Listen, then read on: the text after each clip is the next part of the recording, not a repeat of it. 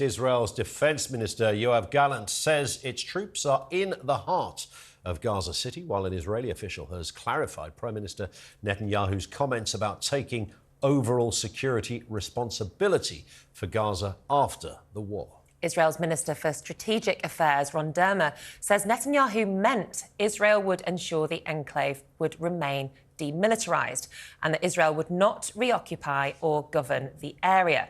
It comes after US President Joe Biden says he asked the Israeli Prime Minister for tactical pauses in fighting in the region during a phone call on Monday in order to secure the possible release of hostages.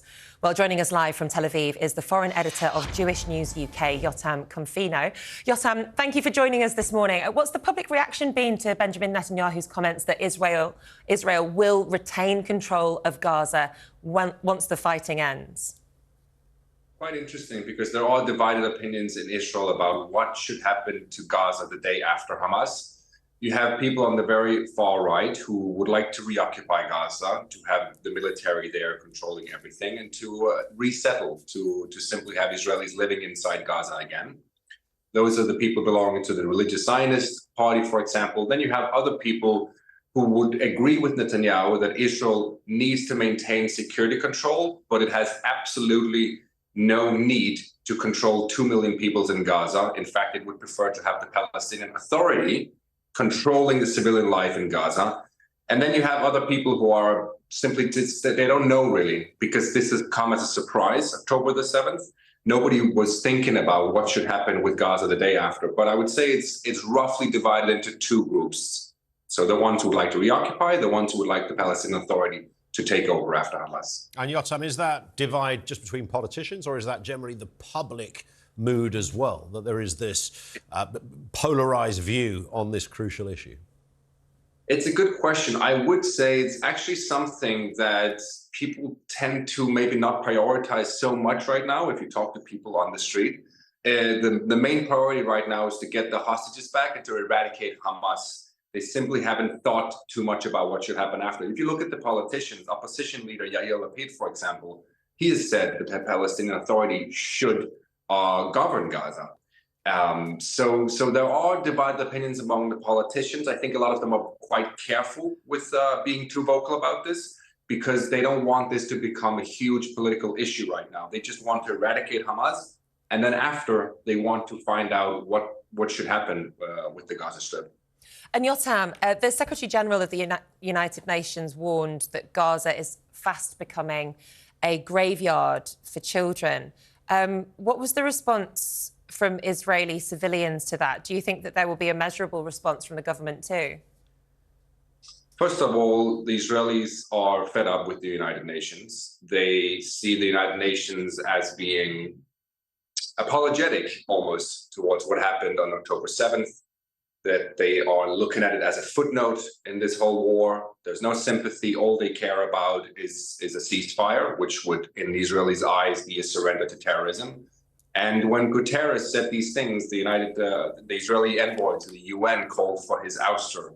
He said it was a shameless comparison to have a moral equivalency between Hamas and Israel. So the United Nations is quite unpopular, as usual, I might add, here in Israel. They never really see the United Nations as caring about Israelis. It's always trying to look at the Palestinian side instead of seeing what this is. This is a war against terror.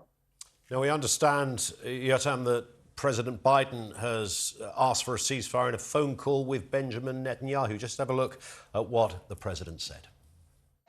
Sir, did you ask him for a 3-day pause? He posts. Did you ask the Prime Minister of Israel for a 3-day pause? I didn't get a chance to talk to him about it. I did ask him for a pause in the past, yesterday. Still waiting to hear some other things.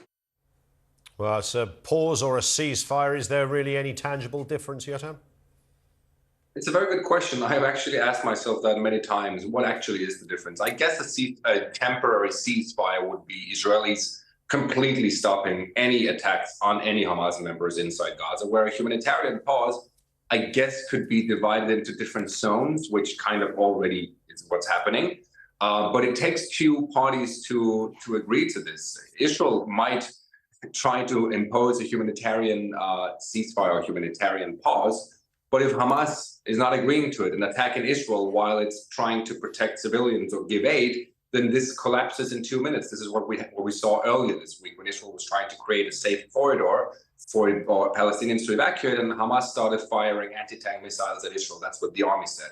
So, as Netanyahu said, there might be room for tactical humanitarian pauses, an hour here, 2 hours there, but an actual longer temporary ceasefire is only realistic if Hamas releases 41 hostages. If not, there's nothing to talk about. And do you really believe that, Jotam? Obviously, Netanyahu's saying that if Hamas release the hostages, then they will back a ceasefire. Can you really see that happening? Simply letting go of, over 200 people and then this ends? A temporary ceasefire, I might add. Absolutely. Netanyahu would have no choice if this became an actual offer, not just propaganda by Hamas, but if this was an actual offer mediated by Qatar and the United States, and Netanyahu could secure all 241 hostages in return for a temporary ceasefire, he would have no option but to agree to it. He's already under a lot of pressure inside Israel with thousands of people demonstrating to get their hostages out now and to give Hamas whatever it wants. But again, it will be a temporary ceasefire. It would be maybe a couple of weeks at the most, and then Israel would go back to eliminating each Hamas member in Gaza.